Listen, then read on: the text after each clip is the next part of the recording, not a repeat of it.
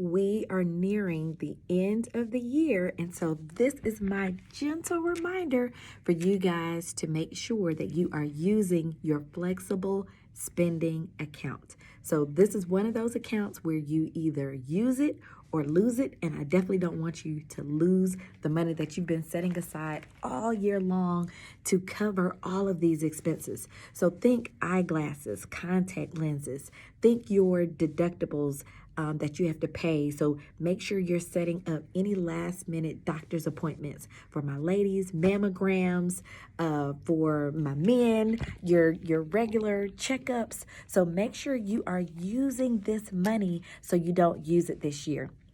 So one of the things that I was talking to a mom of a teen earlier this year, and we were talking about all the things that she could use for to use against the flexible spending account, because she's like, look, Holly, we've already done all of our doctor's appointments. We've been to the dentist. We've done all the things. So what else can I spend that money on?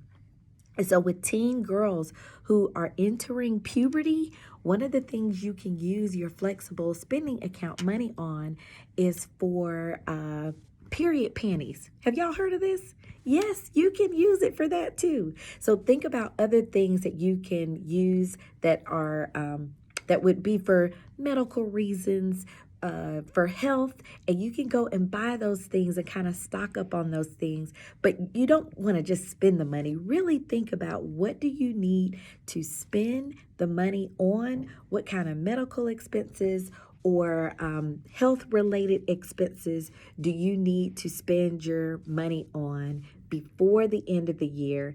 I've had this experience once where I didn't spend it and I lost it. It was like a waste. Money taken out and I never used it. I don't want that to happen to you. So make sure you are thinking through and using every dime, that every pre-tax dollar that you've set aside for these medical or healthcare related expenses. All right, talk to y'all soon. Bye.